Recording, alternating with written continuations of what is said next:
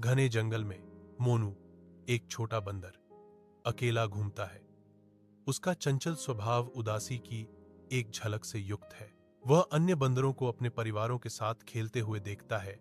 उसकी आंखों में एक लालसा भरी निगाह होती है, क्योंकि उसे अपना याद आता है। मोनू एक पेड़ की शाखा पर बैठा है। उसका छोटा सा आकार आकाश के खिलाफ छाया हुआ है, विचारों में खोया हुआ। मुझे आश्चर्य है कि क्या मेरा परिवार भी मुझे याद करता है, वह फुसफुसाता है। उसकी आवाज हवा में उड़ जाती है। मोनू एक घने जंगल में दिखाई देता है। धूप चंदवा से छनकर आ रही है। वह एक बूढ़ी कमजोर मादा बंदरिया को देखता है, जिसकी आंखें थकान से भरी हैं। मोनू उसे ताजे फल और पानी देता है, उसके कार्यों में एक कोमल दयालुता। बंदर उसे स्नेह से देखता है और उसके सिर पर हाथ फेरता है। कथाकार कहते हैं, छिपाने के स्थान के अंदर मोनू और बंदर एक शांतिपूर्ण पल साझा करते हैं। धूप दरारों से छनकर आती है। मोनू प्यार से बंदर के फर को संवारता है। उनके हरकतें कोमल और कोमल हैं। मोनू एक कहानी सुनाता है। उसकी आंखें युवा उत्साह से चमक रही हैं, क्योंकि बंदर ध्यान से सुनता है।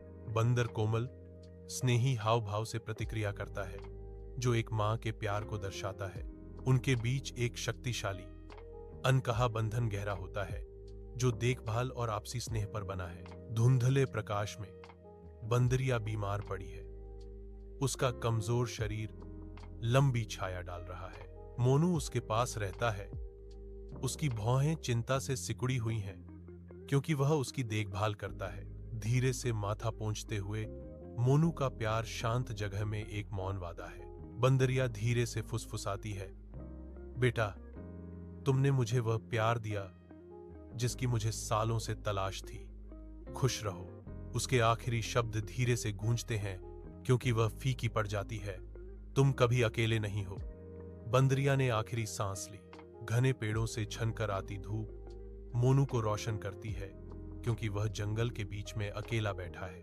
एक शांत अभिव्यक्ति मोनू के चेहरे पर आती है, जो पेड़ों के बीच उसने जो गहन शांति पाई है उसे दर्शाती है। सरसराहट वाली पत्तियां और चहचहाते पक्षी प्रकृति का एक संगीत बनाते हैं, जो मोनू को अपने कोमल कोरस में गले लगाते हैं। वह चारों ओर देखता है। उसकी आंखें हर पौधे और प्राणी के साथ उसके गहरे संबंध को दर्शाती हैं। इस हरे भरे आश्रय में मोनू परिवार का असली मतलब समझता है, जो खून से नहीं बल्कि दिल से बनता है।